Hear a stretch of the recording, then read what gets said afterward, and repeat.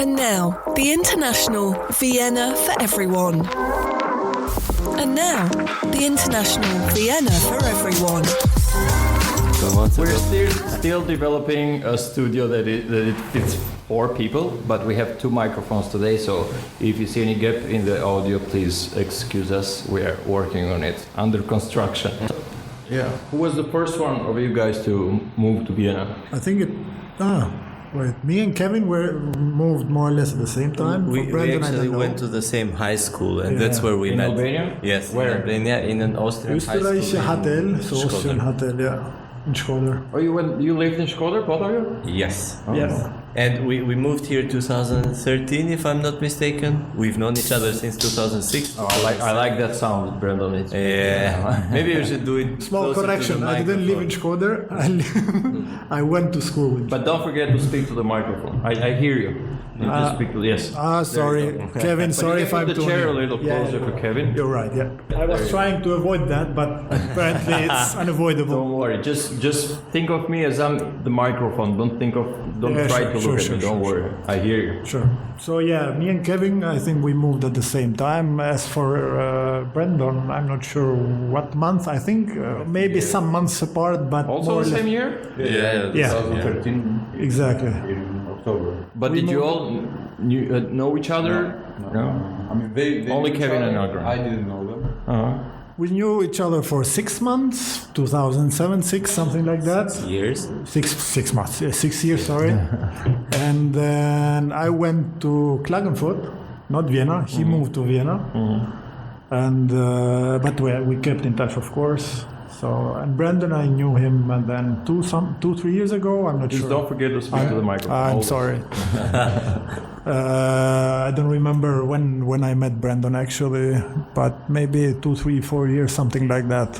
Yeah. Yes, I mean Kevin was the bridge. Who connected you guys? So what are your professional expertise? What do you do? How did you connect? You and Kevin? Actually, they are very different. So, long story long. I met Kevin. I think a year after I came in Vienna. It was he owned a bar. You know, he used to own a bar. And isn't that typical? Yeah, totally. I was like, okay, I'm just gonna go drink there a cocktail with some friends, and then I started talking about business and about investments with these friends of mine, and they was like, man, just stop, you know, just okay, we know it's fun, you know, but stop, you know. And I was continuing talking, and they was like, you know what, if you want to talk about this, I'll go talk with Kevin, you know, but I didn't know Kevin, so I was like, okay, fuck it. Can we swear? You can say whatever you want. Whatever the fuck we want. Yes. Okay. Exactly. So I said like, okay, fuck it, and I went to Kevin and I was like, let's talk about business, you know, and that's actually how our friendship started. And then we became very close friends.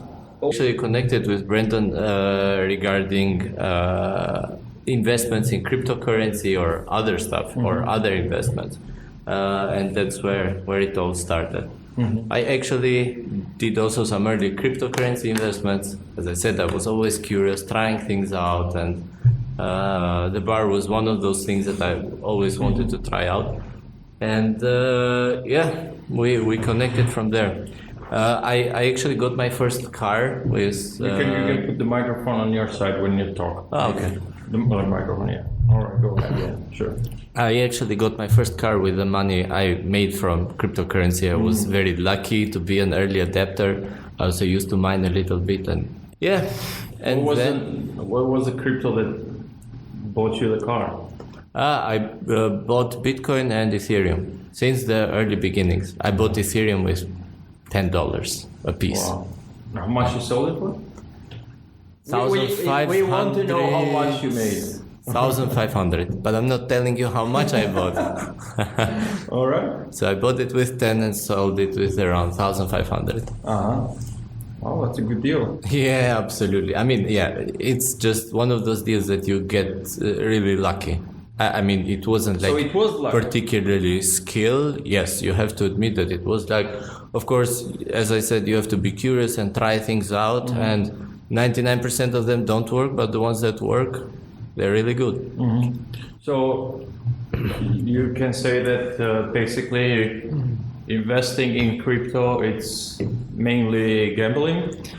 Well, now it's completely different. At the beginning, there was not so much to lose. I mean, people don't just go and didn't just go 2013 and put all their savings in crypto, because it was still something for the tech guys and something relatively unknown, and the concept, the whole thing. But nowadays, I mean, it's fairly regulated, and I always considered that anytime you want to invest in crypto or other investments, you should think of that money as gone. Do not invest anything that you cannot afford.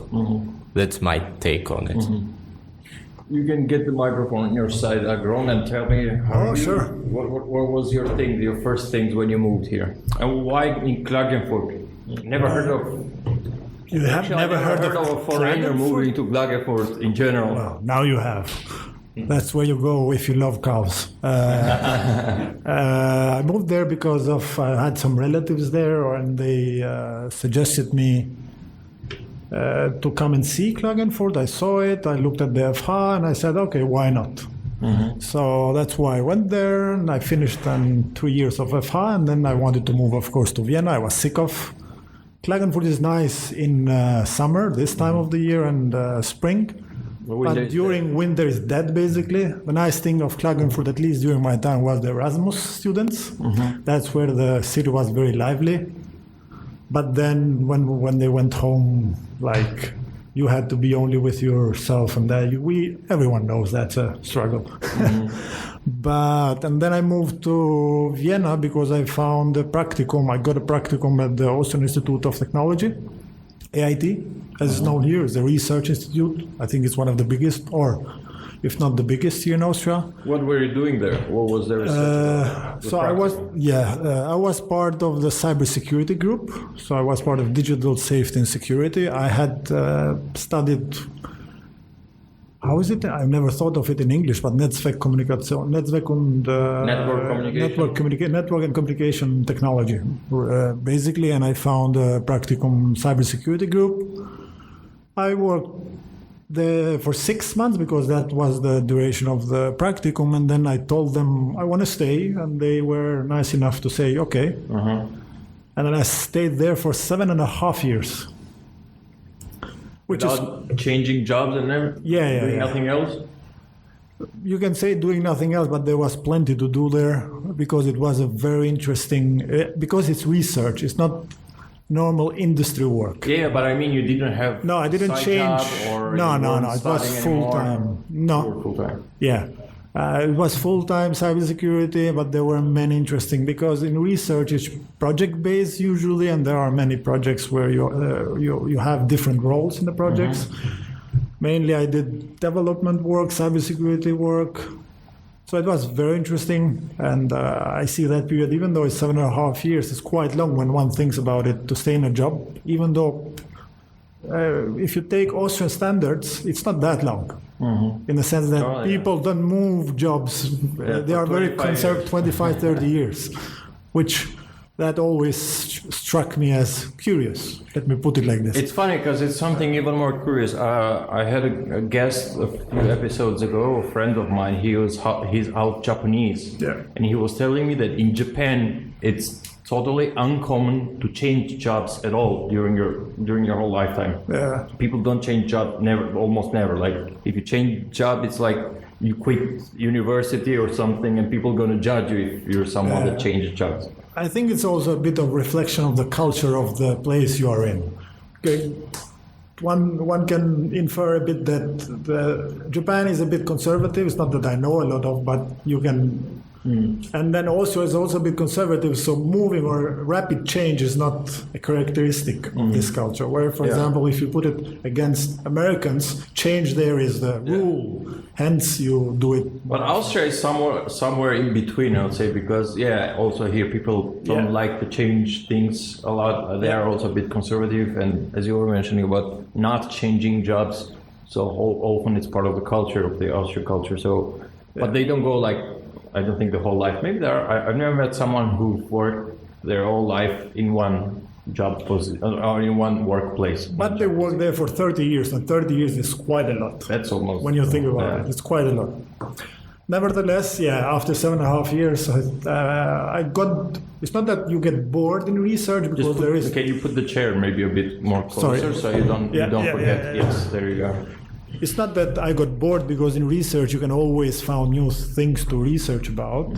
It's just that I wanted something new in that sense, and I thought I learned all I had to learn in that regard. So I thought, okay, let's go into this endeavor that Brendon and Kevin suggested about the startup. And I thought, okay, that's something that I gotta try. And here we are now. That's basically the reason why we three are together, in a sense, like a couple. Worse than a couple. Well, I don't know if we should put it that way. Maybe the startup is the result of you guys working together somehow, rather than you are because you're not staying together because of the startup. The startup came up because you guys were already together somehow. Sure. Yeah, but then it's the other way around after some time. Yeah. So you're saying that it's like a marriage, that you have kids and you're saying we're only staying together for the kids. Yeah. Do you think I like them? Of course not. Nah, I love them. So who's the most stubborn of the group? I think we all are. What? We all know who is. Who? The one who's not talking now. You are Agron? I think they are mistaking the word stubborn with he's right. Okay, you are the most stubborn one. I just realized it. But in what term? Because you cover the technical part, right? You're a software developer. Yeah. So do you also, let's say, intervene in business development or in finance or in marketing? They are, at least they are polite enough to ask me. And I intervene in a sense that we all take the decisions together, and we try to reach a consensus which is based on arguments and not stubbornness. So in that sense, there is no conflict whatsoever until now. Let's wait till the big money comes. And but being on the one who is taking care most of it, the technical part, then of course I'm a bit also sometimes detached, because one has to be in that own zone, and you cannot always be part of the decision making or taking care of marketing or applying for grants or whatever every day constantly, because then you have to manage the time that you put into coding, developing, and manage the time that you take for decision making. So, but we trust each other, and we have a system in place that, in a sense, takes care of itself. So with that, I'm very satisfied. Maybe, sorry, I just wanted to add something. Sure. It's very important to say that every decision that impacts the company, we talk it through, all the three of us. And it's not like a majority vote or something like that. We always sit down and explain our thoughts, our ideas, how we think this might affect the company. We are completely honest with each other. We tell things as we are. We discuss it together, and then we make a decision together. I think that's the most important things that will not change whatever Synapse becomes in the future. Us trusting each other and saying things as they are. But is there a person who has the saying more than the others? Like there is someone who, all right, I understand you'll sit together and discuss it and come up with opinion, but is someone who confirms that that's the thing that it will be done? It's never like that. I think up until now that has happened by itself, in a sense. Well, and I see your point, because there are sometimes crossroads where one has to say, okay, we discuss, but we have to take a decision, so this has to be it.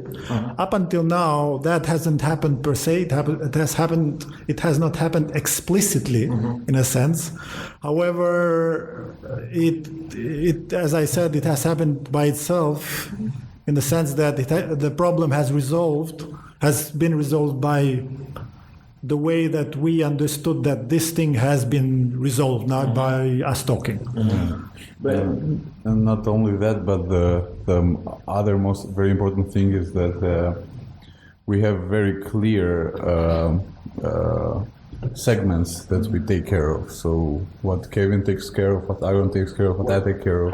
What are your segments? So let's say Agron is, of course, makes the technical decisions and is like on the technical side. He is like the decision maker. Let's say the last decision maker.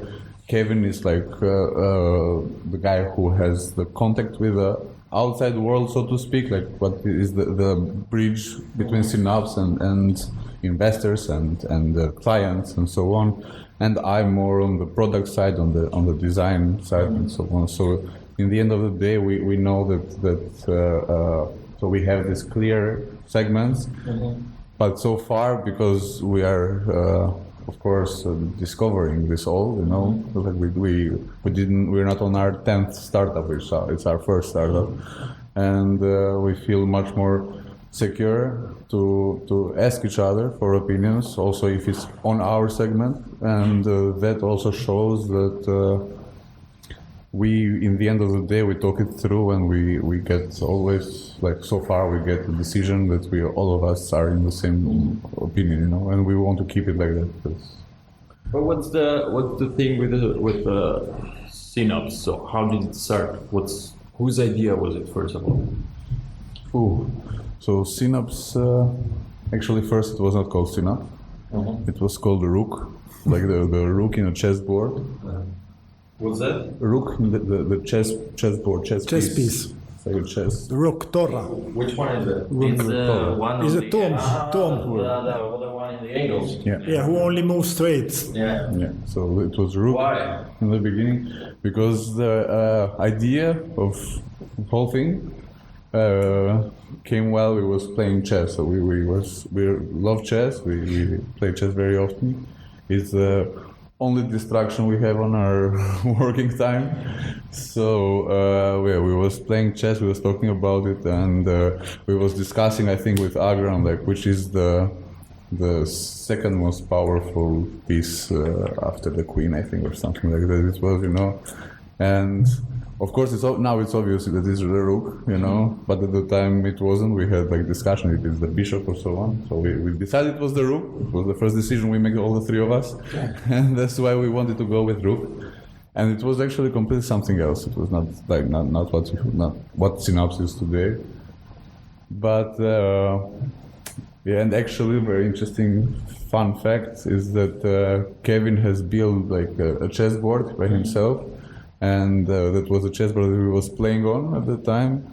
So when the idea of Rook came, we signed it out with a date, and Kevin still has the board, and the date is, what is the date, Kevin?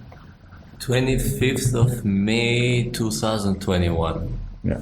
That's when it started? Yes, That's when the idea got born. The talks. Yes, it was just the idea, talking about doing something in real estate, and me and Brendon were actually on a real estate project working on it at the time, so that's when everything something started. in real estate, because to me it seems like something in the construction work.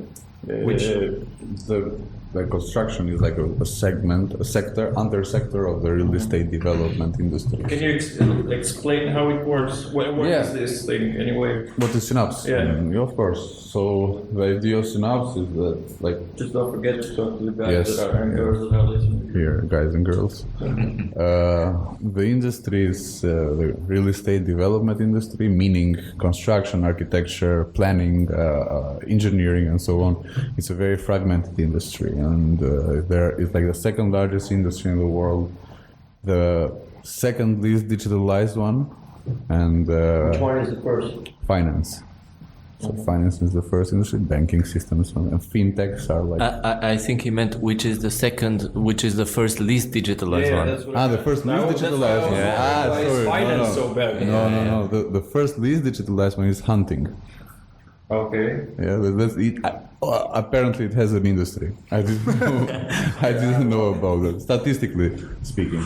So, anyways, and the industry is like very traditional still, and therefore information goes through different channels, and it happens exactly in the same way like it happened in the 60s or 70s, you know, and it's really fragmented. So it's the only industry that people cannot even imagine remote work and home office, you know. Sure. But this is exactly where we come in. So we want to forget about this fragmentation and make real estate development collaborative. So we are creating a platform where people will be collaborating, like all stakeholders will be collaborating in this platform, making decisions together, and these decisions will be accessible for everyone, so no information will be lost. That's Synapse in a nutshell. Well, let's make it a bit more clear for dummies like me, because I didn't get it. Yeah. How does it work? What's Synapse? I understand it's for real estate, and you're trying to digitalize it, right, and to give it the chance to include it in the work from home industries. But what's the thing? What does it do? What is it? Is a virtual plumber or what? Yeah, now I'll give you an example. So the decisions about real estate project are made mostly in the initial phase, which is the planning phase. So you as a client, you sit with the architect, you sit with the contractor, the general contractor, with the subcontractors, and you plan your investment, your development, maybe even your own house accordingly, and you make decisions.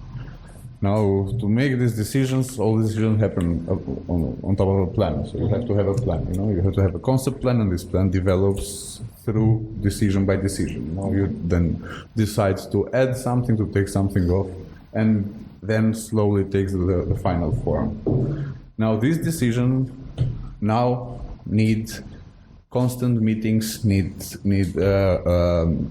that people. What decisions about what? For example, what happened? Why do I need Synapse? What happened in my everyday life? Yeah, I take the example in your case. Like a simple example. Yeah, in your case, like you're building your own house. Let's say. So I'm not telling now in the B2B side, but in the B2B side. So you're building your own house, and you have an architect, and you want to tell him your dream. You know, you've been working all your life, you've gathered money, you have one house that you're about to build, and you slowly tell him, I want to have 2 bedrooms, I want to have this, I want to have that.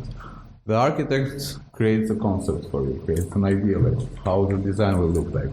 And then you like some stuff, but you dislike some other stuff, and you start making changes, you know? And the architect makes also changes, and then comes the constructor. You mean in which phase? In project phase or implementation? In the planning phase, starting from the planning phase. So changes happen accordingly to different decision makers. And now these changes are, as it happens now, are not protocols, happen with a very big decision making loop. So it's like you have to spend long periods of time to make a decision as such. And it is, in the end of the day, for the client becomes a nightmare. So he feels that he doesn't have a say into his own project, you know. Therefore, our solution is simplified, as I could say it. Seems like you're pitching. Is this part of his script? You asked. Yeah. Now you get it. I want it for dummies, not for investors. First of all, I want to understand it myself. Yeah, I think that's a good example of understanding in the sense Yeah, that. go ahead. I was just joking. No. Because you mentioned the solution, and immediately I just remember of the teaching events. Yeah. No, I mean, yeah. It's his modus operandi, so. So you go in Synapse, you go into a meeting room, you have video call there, you have an endless whiteboard, you can upload their plans, you can talk remotely with the architect, with your contractor, with your whoever else participates in your project, you know, and you make decisions while being in this video call, in this whiteboard together.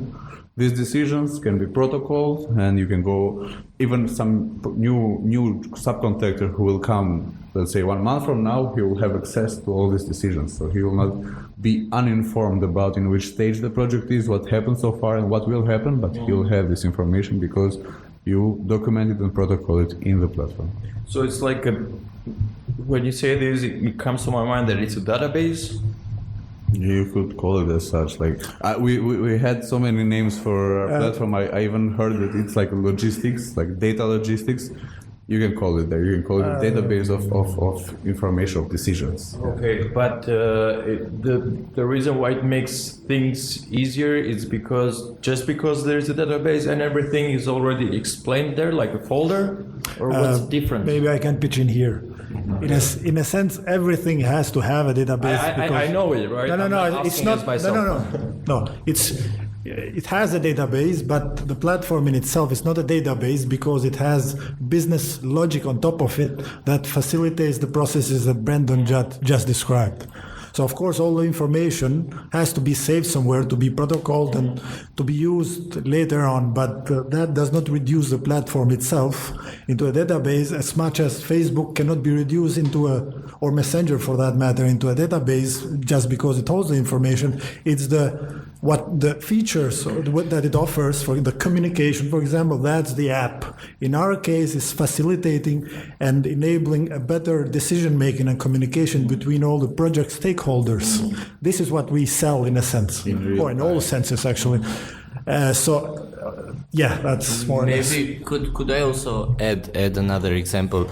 It's something that happens very typically in Austria. Usually these construction permits take a long time. So the solution for that is when you're building your own home, you say, okay, we'll make a base version of it in the plan, we'll plan it, and then we'll make changes on the go. That's what the architects and the builders think. So we will get the permit, and then we can do change requests during the construction process. But once the permit is there, and it has to be built according to the plan, then you start making these changes. Now, where do you even start? Who has to know? Who has to be updated? The electrician, the roofer, the architect, and so on. So this is basically where Synapse comes in. So you have a plan in our platform, and then the client can get in with the architect and with the electrician, and they can think of, what if I switched windows, for example, from this height to a different height? And then the architect would say that is not allowed because this would have these effects and so on. And then the architect would say, I still need place to put on lamps there. What kind of lamps can we put? And then the client says, okay, I like these lamps. So they do this all live, collaborative with video calls while editing the plan together. And all of these changes then are saved. So the electrician knows, the electrician doesn't have to be in the collaboration room. He can log in later, he can see all of these changes, he can see the client's wishes. So that's basically what Synapse does. Simplifies all of these process, all of these decision making. When we say decision making, all of these decisions that we're talking about are examples of change requests. For example, the owner of the house doesn't like to have the same color of walls in each room, but he wants his bedroom to be in a different color. That's a decision, and that is saved in Synapse, and then the painter can simply read it out from Synapse. Okay, so it's pretty much every section of the construction of this house that we're talking about, let's say that like the electrician, the painter, this and that, they all have all their own little board that they just check individually. For example, the electrician has nothing to do with the information regarding, I don't know, bricks and stone of the house, but he just reads his part. That's it? Or it's all mixed together? No, it depends how if he has the right, if he has been given the right to be in that room with that information, then yes. Okay. But there is of course access control, as there should be in any platform, because there are different stakeholders. So that is also taken care of, because there is sensitive information as in any project. So that's also. So what I like very much about Synapse is the feature, and correct me if I'm going wrong in this way, the feature that it has, for example, because this is more like everyday level and closer to me when there's something going wrong at home, like the wall is ruined at some point and you take a picture through Synapse, and it analyzes and scans it and builds a complete report on what it needs to be fixed. And then it saves a lot of time to the technician to come home, to check it, to analyze it, to go back to the office and to make a plan about it or a project, how to fix it and to come up with a price.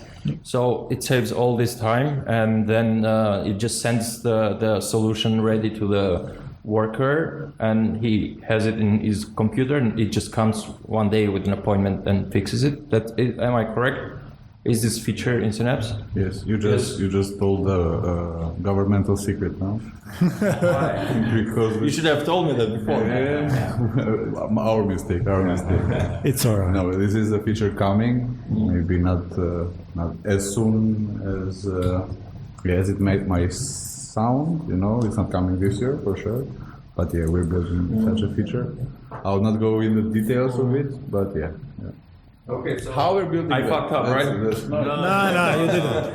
The thing is, you cannot fuck up there because it's a challenging task. But that's the coolest part, I must say. It's a because the challenging other is more business to business, and it's not very related to regular human beings. But this one, I really see it as a solution also for myself. Yeah, but it's also technically challenging. Hence, if someone solves it, good on them. Yeah. Agron is like, now you said I have to do it because I'm a software developer. You're overloading me right now. You have no idea. But have you tested already how it works, or who might be interested in? I know you already got some financial support, right? You got an investor already, right? Yeah. What stage is the project on? So we are in beta now. So we're. What does it mean for stupid people like me? Okay. So we are launching our testing phase, the official testing. It's a phase. prototype. It's a kind of a prototype. Yes, we have tested part of the product in 2 real-life projects, and we are now giving it out there to more companies to test it by themselves, and not just a particular feature, but the whole prototype, as you said. And we'll be doing that till January, and then gets lost. Yeah. But who and how did you come up with the first person or company that invested on you? Was it hard? Because that's pretty much everyone has an idea, and then they all get stuck because they can't get any investors in. What was? I'm not saying tell me your secret how you got the investor in, but maybe a little Bribery. a little resume on how it went and. But if we had enough money to bribe, then we wouldn't need an investor. Yeah. So the thing with the investor is that the investor was initially like a client. So he was a client Client of whose? of mine. So I planned. I used to work in the real estate, so I managed some of his projects, and he knew me for quite some time, and he faced exactly the challenges that Synapse solves himself initially, So when we talked with him the first time, we didn't even have a pitch. I don't think we even had a logo for Synapse, and he said yes in the first meeting. Wow. And In the first meeting? in the first meeting, yes. It was because he was actually suffering those problems, and we told him, okay, you're suffering it right now, we have a solution. And then he said, of course. I think it's also a bit that, given that it's all one part the idea, and the second that he trusted the people, in this case the person who he had been working with, because I guess when you invest, of course, you invest first and foremost to the people and then to How the much he idea. invested on you? Can you say it? Nope. You can say it or you don't know? Nope. We know, but You don't want to say it right now. Okay. So it was, sorry. It's all right. It was a combination of his pain points and the trust he had in Brendon. So Brendon was actually doing. He's asking about the money. Yeah. He wants to know the money. I'm skipping through trying that. to Just avoid it. yes. Well, let's make it a bit technical somehow. we started this not that technical, like Agron is thinking right now, but in a sense because everyone thinks, okay, I want to start a business, but how does it work? Because we are coming from third world countries, and usually I hear a lot of people and I hear a lot of stories, and I never catch the beginning part. How did it go technically? How did they open a business, like legally? How did they open? Not at the part we pitched this because he was the next client. I understand that, but how do you get there technically to register a GmbH? Is it possible for third country nationals? And what does it take? How much does it cost? Of course, it's possible. I mean, once you have the yes from the investor, you know, you should just make it happen. You should just make the meetings, talk with a lawyer. Talk with a lawyer, of course, always. Why do you have to talk with a lawyer? Maybe I can. Can someone walk me through the process? I'll walk you because also in this details. This is right up my alley. So, the idea is that everybody can be a shareholder of a company in Austria, even people from third world countries. Okay. And a company in Austria needs two kind of directors: one general director and another director that is called commercial Gewerbeberechtiger Geschäftsführer. That means that he is the one responsible for actually the branch specific side of the company, and the other general director does all the legal documentation and the legal representation of the company. And the other director would basically be in a construction company. He would be responsible, I don't know, for people wearing hats in the construction site. So that's his responsibility. But the other director would be responsible for signing and representing the company to the law and so on. So everybody can be a shareholder, and you have these two general directors that they can be also the same person. Now, in our case, once we agreed on the investment, we got a letter of intent and we got a term sheet signed and so on. Once you agree on the investment, then you talk to the lawyer. Now, of course, you can create different forms of companies. The most popular one is the GmbH, which is a limited liability company. Now, these companies have a starting capital of 35,000 euros, but you can pay a smaller amount in the beginning. What does it mean, the starting capital? That means that 35,000 euros. Exactly. You have to have 10,000 at first. You can still pay 10,000 and pay the 25,000 later. How long is that later? Later is 10 years. So within 10 years you have to pay. Who do you pay to? To the government? To the you actually go to the bank, you pay the money, cash or with a transfer, and then the money stays within your company. But you have to declare it as a starting capital. So that you say, I started the company, this is the starting capital. Now, why is this necessary? How do you open the business bank account without having a business? Yeah, exactly. But I'll get right to it. Just as when I explain why this is necessary, because a limited liability company or a GmbH means that you, as a shareholder, you don't, if the company goes bankrupt, then the company is liable only with the asset it has. Meaning that if the company actually owes somebody money, the judge will not come to your home and take your television, but they will take these 35,000 euros that are stored in the bank account.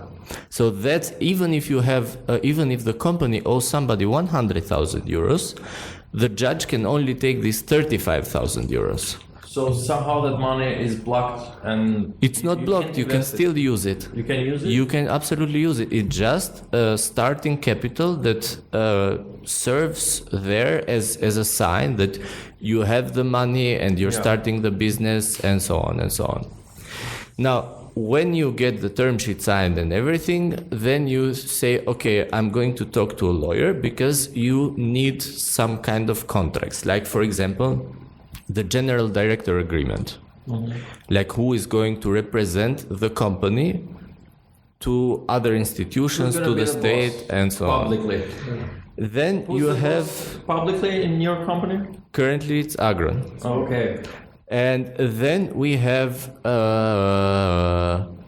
the second contract that has to be signed, which is a shareholders agreement. So the shareholders sit down and they discuss a specific amount of rules, some specific rules. Is this equivalent to the co-founder term? Yes, the shareholders are basically all the people who own percentages, equity in the company. Now it's also the investor included? Yes. The shareholder? Yes. That means in our company we are four shareholders, us three, the co-founders and the investor. And then once these contracts are signed, they have to be notarized, signed by a notary. That means signed in front of a notary. And once everything is finished, then you go to the bank and you tell the bank, I have a contract signed, Gesellschaftervertrag, that's what it's called in German. And then you tell them that I want to open the bank account. And then you get an answer from the bank, and then you go back to the notary, and then everything is forwarded to the Ministry of Finance. And then the company is opened.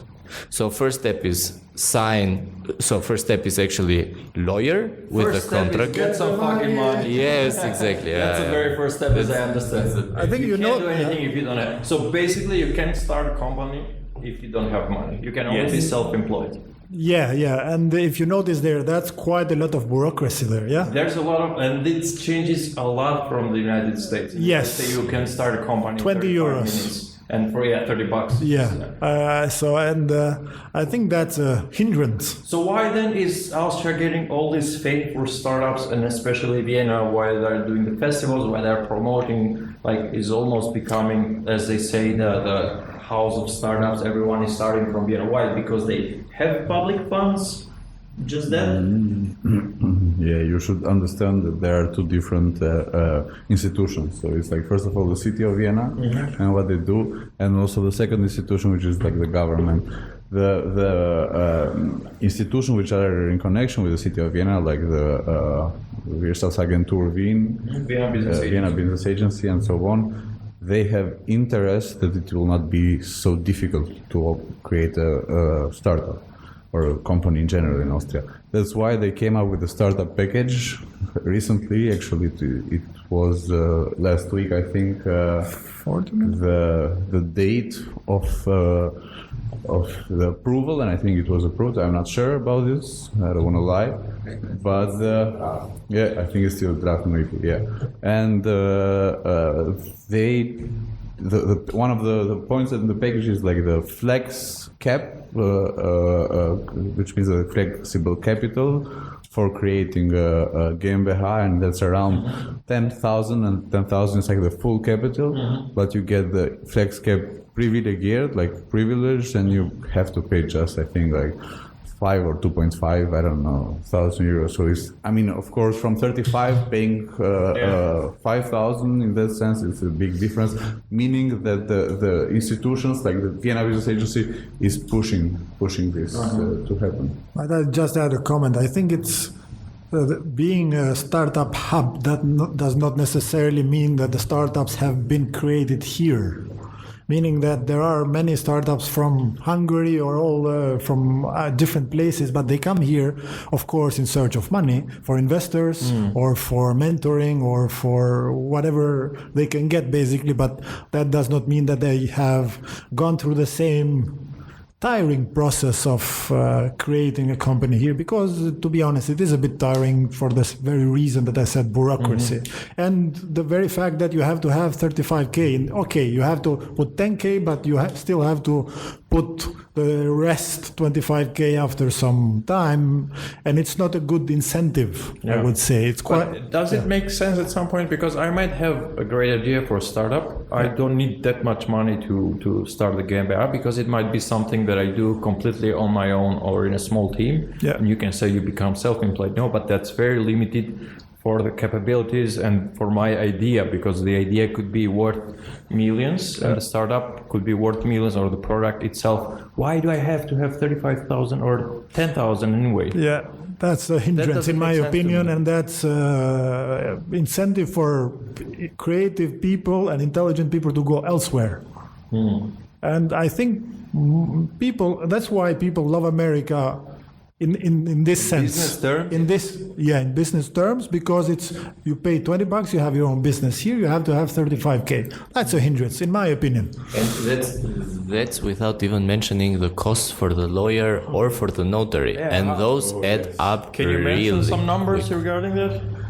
I mean, we're not going to consider this as a regular cost for everyone because prices are different, I guess. 15 to 25K. Just this paper stuff? Yes. It depends. Yes, it depends on how much negotiations and how many meetings you had with the lawyer and writing the contracts and so on. But so you don't need 10K to start a company. You need 25K to start a company. At least. And pay 25 others within 10 years, which, okay, we presume you'll make that money. You can use the money to pay the lawyer from the 35K that you have as initial capital.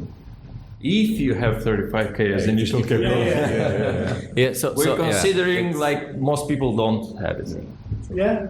Which is the truth. And regarding your question, or whether why do you have to have it if you have a startup idea, or what other forms of companies are there? Of course, there are other forms that are not a limited liability company, but they are companies where you have all the liability, meaning that if you own 100,000 euros, then the judge might say that, okay, now that you own 100,000 euros, you will work the rest of your life until you pay this 100,000 euros back. That's why GmbHs or limited liabilities companies are so loved, because they are limited. But the three of you mentioned that when you moved to Vienna, you were international students, right? Yes. Yes. So, as many international students from a third world country that is not part of EU or EEA, which means that you had to go through visa processes and everything. And on the other hand, That's a big... I say I press some buttons here. Definitely correct. Okay, but before we go to those buttons, is it you weren't in this stage when you started the company? Can international students start a GmbH? Yes. Is it legally allowed? Yes. Yes. Yes. So as long as you have the money, even as long as you have a passport, you can start a GmbH. You don't need a permit in you don't Austria. even need a resident permit. Exactly. Yes, you can be a shareholder. It's another thing whether you can work in the you company. have to find a person to start the company with you that is a resident or something. No. You, with an Albanian passport, Alone? yes, can come here and say that I want to start a company, and you are the sole shareholder. But, All right. Got it. but you have to hire people that have the work permit in Austria. Everybody And that I don't works have any there. role in the company. I'm just the owner. Yes, you would be the owner, I can't but be the no CEO. I admin. can't run the company. If you wanted to be then the CEO, you would have to have certain permits to live okay. and work in Austria and so on, because you're going to represent the company. Yeah. If you're going to do any legal representation, then, or if you're going to work or get a wage from your company, then you have to have a residence permit, a working permit. Okay. So going back to those buttons, I know you have a nice story with MA35, like most of us that are here and are listening to this, and just try to tell it. And when you want to say fuck this, fuck that, fuck her, you can say that.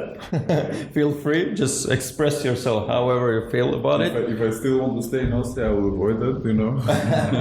And well, I was just going to say, if you can say names, you can say names as well. Okay, no. If you want to change something, let's go for it. Yeah. If don't, then let's leave it like that. No, the thing is that, I mean, first of all, starting from the initial concept of being like a student and being an immigrant, there is a kind of a conceptual difference. You know, you think that as a student it's like much easier for you to just come into another country to build your life from there and so on. But actually, it's same shit. So when you come here as a student, you have every single year to renew your visa, and every single year you have to prove that you have a particular amount of money in your bank account. You have to prove that you are being a very good boy in school and you're having good grades. Can I just add, you have to have the same amount of money that you need to start a company. Exactly. So you have to have somehow this money, you know, and and you actually, in the first year, when you come here in the first phase, you have to prove where you have this money from, meaning with like, if your parents worked somewhere and they earned so much, how much they spend per month and how much they saved, so they can give you this money to study here, you know. So it's a very complicated process. But that's pretty common procedure, and I think we all went through it. But I want to know your thing, your little thing. I'm going there. So and doing this every single year, you know, it was a very challenging thing, a very annoying thing. But anyways, I did it. Now in Austria, if you live here more than 6 years, so if you get 6 permits, consecutive permits, you can apply for an Austrian passport. So of course, like, it makes your life much easier. And after like the 5th year, I got my visa. How's it called? My residence permit. Road by road or what? No, I got banished. Like I didn't get it. I didn't receive it. You got a negative answer. I got a negative answer on my 6th visa, meaning that if I would get that, then it would mean that I could receive an Austrian passport further on. So that brought many troubles for me, because I was at the time finishing my university, and I had to leave Austria when I had some exams to finish, and I had to postpone my studies, you know, with 1 more year.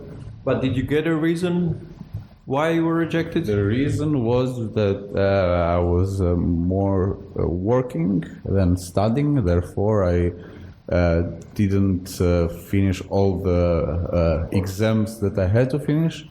But the thing is that by being in university and being in the last semester, and in Austria as a student you have like I think five tries in an exam, you know, and I think now it's 4.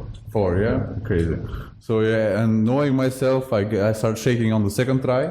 So I want to be really sure. I wanted at the time to be really sure when I was entering the exams. So I was not entering the exams, you know, and therefore I lost the visa because I didn't enter enough exams. And it's also difficult to study in a foreign language. And anyways, so I had to go back in Albania, try it again, so applied again. With the first, like, as I came for the first time, and did it 3 times. So I got negative, consecutive 3 times, and on the 3rd time I decided to just take a lawyer to do it for me, and that time somehow it worked. With a lawyer to do the exam for you? No, not the exam. To do the application for the permit.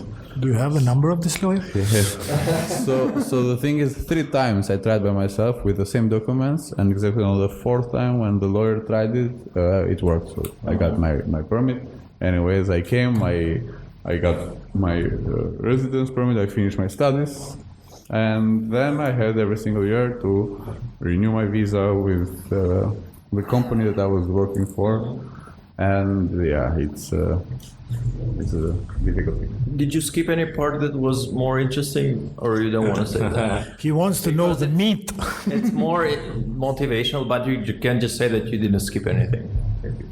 No, I mean, you mean the part that my visa got declined from an Albanian employee? Or that's one thing, if you want to say that as well. That is the meat. But I remember the part where you mentioned you got some difficulties at first because you were also working, and which might have affected also the decision, or has nothing to do with that? Yeah, I mean that was the situation, because I was working, and I was not also, like, I was working at the time like 20 hours, because that's how much as student you're allowed, and I didn't go in every single exam that I had to, because I was, as I said, shaking on them. So that was the reasoning. But, Sounds like a story that Agron can write. You also write, right? Boring characters. It's Sorry, very, Brendon. it's very contradictory a little bit because I've never met IT guys who also write. I met a lot of finance people who want to write, for example. Now that's weird. No, I think I just want to add something on the MA before I jump into my nonsense. I think the dissatisfactions comes usually with this is because you see that the decision of regarding your life, because it is your life. If I go back to Albania, I have a different life from what I would have here. Is on the hands of whims of people. This is what it feels like. Now there is a process, there is bureaucracy, but it is very contradictory that the same letters, if you apply the second time, the same amount of papers, they give it to you, whereas with the same papers, they don't give it to you. But what is that? Why do you think that? I think it's the who's system. on the other hand of the desk? Or? No, it boils down to that. The system is not that perfect, for sure. And I think they also have some quotas to fill, just like in communist times, 25% of people go to prison. And I think the pessimism comes, or dissatisfaction comes precisely because you feel like other people, and not the system itself, I don't know which is worse, but still, other people have your papers, your future in their hands, and they can do whatever they want, because the Sacharbearbeiter can say no, and then you have to have money to get a lawyer, and you have to do this, and then you lose exams, you lose your year of studies. That makes everything worse. And if you talk to natives, meaning the Austrians, about this, they are so oblivious of this system because, of course, they don't have to go through this. But they do. I always think that immigrants like us have to work twice to just have the normal problems of the natives, which is crazy. Anyway, that was just wanted to add something. Maybe I just can add something before Agron starts. No, don't worry, just go ahead. About talking about his writing. He's a published author, by the way. Okay. Something interesting that might also interest you for the future is that if you are a startup founder or a company founder in Austria from a third world country, and if you own more than 25% of your company, that means you cannot apply anymore for a red, white, red, for a normal red, white, red card as an employee, but you have to have a special normal red, white, red card, which is startup founder, and you need 50K for that. Just let that sink in. So if you own more than 25% of the company, then you have to show proof that you're creating this startup, and then you have a certain amount of capital, and then the startup idea is going to be evaluated by a commission, and then this commission says, okay, yes, the startup is a real startup, so to speak, and they're going to give you the red, white, red card. But it gets even more complicated than with a normal employee. I heard that, and tell me if this is true or not, if you get the resident permit as a founder of a company, then you're not allowed to work normally, to be employed by another company anymore. Is that true? So you have to live in Austria only as the shareholder or owner of the company that you founded. You can, for example, even if the company is not doing that well, you can just look for a job, and because you're not allowed to work elsewhere, right?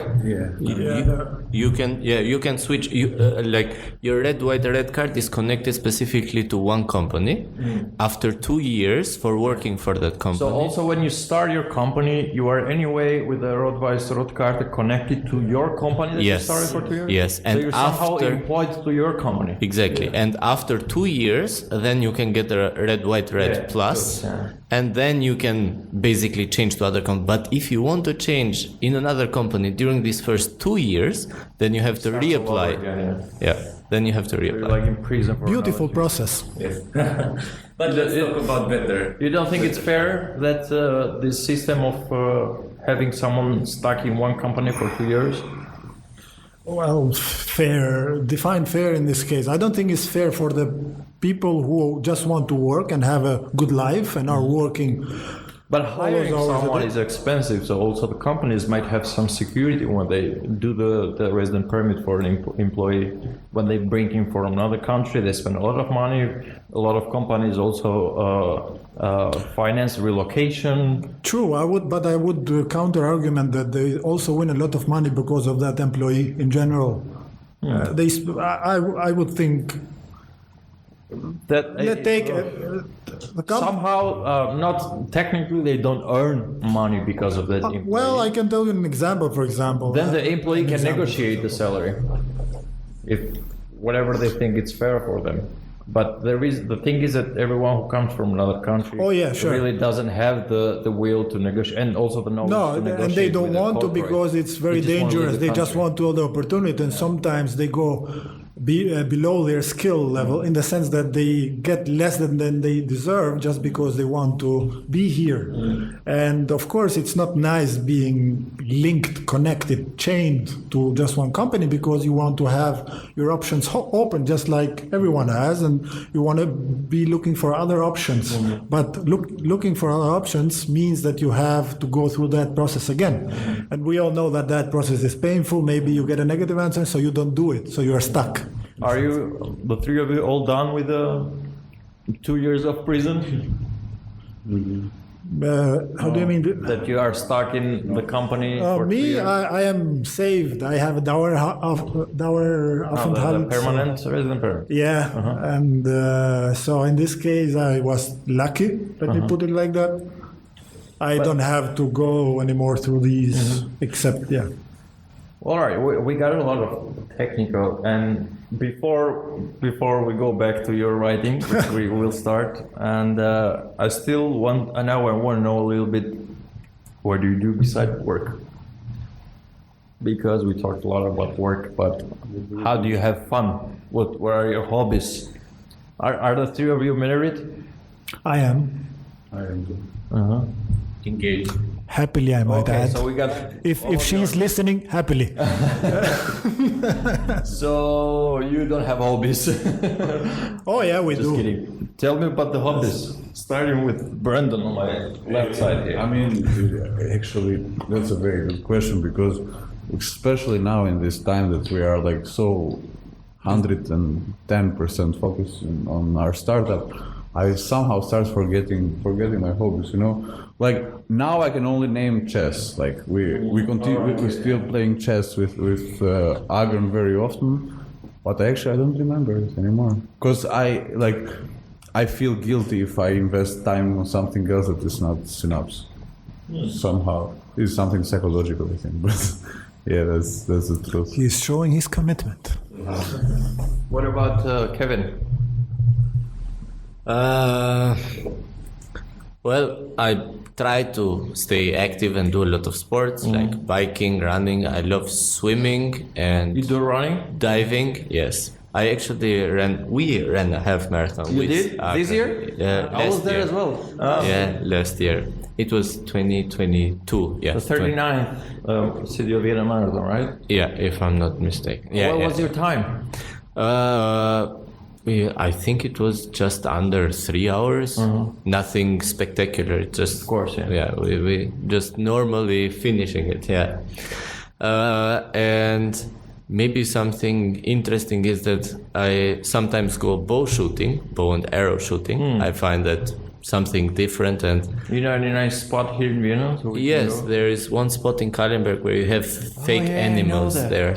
And you Fake can go, animals? Yeah, basically just the 3D printed figures, and then you can go and shoot your bow and arrows So there. to train for real animals. Yeah. Later. Give you that primal dopamine hit. It's a bit weird because Austria and especially Vienna is moving so fast towards veganism and protecting animals, and while they still then they do these target points with animals, with fake animals. Yeah, but target points are harmless.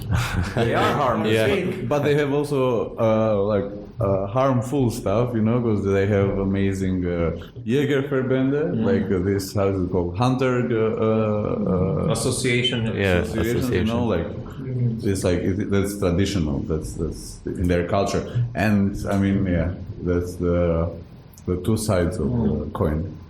Well, what do you think? Is any one of you vegetarian or vegan? No? No. No? No. We are Mediterranean people. You just eat everything that comes Yeah. plate. Absolutely everything as long as it's tasty. Can you move the microphone and go back to Agron a little? Because I still have to finish sure. this conversation about writing. Sure. What did you publish and when? I think I wrote my first novelette when I came to Austria. 19 years old I was. It was a short novelette. I think it was cheap therapy for me. You started. You said before why you are at IT. You do developing and this and why. It's weird. It's from outside it's weird, but I think they are both creative processes, and that's the common ground.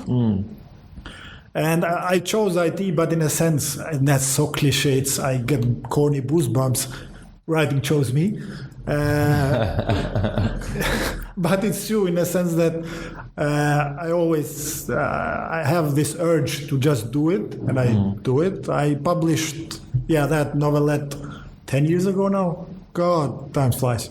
And then I wrote a collection of stories, and I published that as well. But in Albania, the book market is, you cannot, of course, survive on that. You just do it as a hobby, as a passion. You do it for yourself.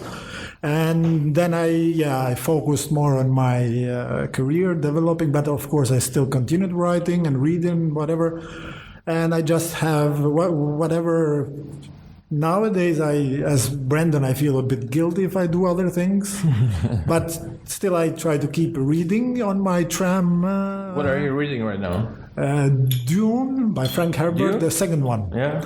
I read the first one some time ago, but I wanted to I say continue. it's good. Is it good? Oh, it's the first one or the... I don't know. I haven't read any of them. I think it's one of the best sci-fis ever. Oh. But my wife always tells me, you always say ever for everything. So don't count on my opinions. But I loved it. And how was the movie? Beautiful. You see the movie? Beautiful. I think it was very well made. Oh. And Was appropriate for the book, right? yes. Of course, everyone has opinions when one reads the book, but it was very well done.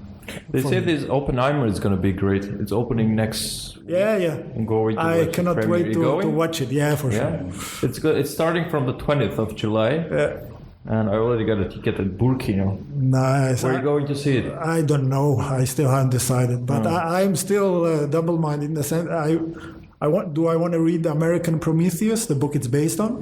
That's the book Pulitzer, or do I want to not? And I'm still deciding. Well, it's a whole different thing when Nolan makes it. Maybe it's just Yeah, like a sure. movie. Yeah, because he. So I guess different story. with all these missing hobbies, you haven't planned any vacation yet. No, not really. I mean, the wish is there, but judging from our timeline with Synapse, everything is still in fog, so we haven't decided yet. But what is keeping the three of you so active at the moment? Do Kevin and Agron have already planned vacations, or 5 days only where? in an island in Greece. And you, Kevin? Albania, and a friend of mine from childhood is getting married. He's actually the one who presented my wife to me, because that's the He's the one that cousin. deserves red shoes, right? Yeah, exactly. I actually gave that to him. You bought him red shoes? Yes, we bought what's him the red meaning shoes. behind that? I don't also understand. don't know. I think it's more of the typical. I don't know if it's an Albanian thing or is it just. I have no idea. It's this international thing that we, for example, if someone introduces us to the person that we end up marrying, then that person deserves red shoes as a gift. But I'll Google that right To after. humiliate them publicly, I believe. This is the first time I hear this. And by the way, I'm Albanian as well. No, but I think this is a north-south thing. But let's not get into that. I don't know. I'm from South, and I heard of it. And, I've never heard about it. me too. But maybe it's my own ignorance. First thing. But he has the shoes, and yeah, that's happy with them? Yeah, I Does don't he know. ever wear them? I don't really know. It's just something that he actually lives in Munich, and I went over there for a visit, and then we went to a store, and then I tricked him a little bit into it, and then I said, "Okay, here are your shoes. Just go. Here are your alternatives. Just go and try them out." Where are you from in Albania? Originally from Malësia Madhe, Shkodër, so not in the highlands, not inside of the North side. northern side of But Shkodër. then you lived in capital, Tirana? Or? I was born there, yes, but during my studies I went away then to Shkodra when I was 13, 14. Your last name sounds a lot like Southside. There are a lot of people from Southside with that last name that I know. I have no idea. I have cousins with that last name. Really? Yeah. On the south side? Yeah. Yeah, actually, I know. Yeah. I also know many people. And a lot of That's last names interesting. that end with AJ are usually Southside. That's how I know it, at least. This section is called the Albanian interlude. That's fine. We can teach them some Albanian stuff. All right. I think it's getting very fucking warm here already, right? Yes. We should rev it. Should we rev it up? Yeah, sure. Anything to add? Thanks for having us. Did you mention when is publicly Synapse launching? I think I said this sentence in On the German. second I put the podcast, verb. when we do the second podcast. Okay. you have If anyone interested is hearing this podcast, just go in LinkedIn, check us out, and write a message. You know, we can give you early access, treat you good, maybe some candies. I don't know. And if you have some investment to make in the company, why not? Just go for it. Oh yeah, bitte. Investment. Don't be yes. cheap. And of course, what's the most important things, any founders from third world countries that need help with the documentation. Don't ask us. We've been through the process, and we'd more than gladly help. Okay, that's great. And one last thing, like soon we will be hiring, so we're looking for talents. If there are some internationals, especially in like software development, it would be nice, or marketing and sales, it would be nice to get some interest. So yeah. Okay, great. Well, let's go grab some other beer then. It's Saturday night after all. Definitely. Thanks. Thank you for having us.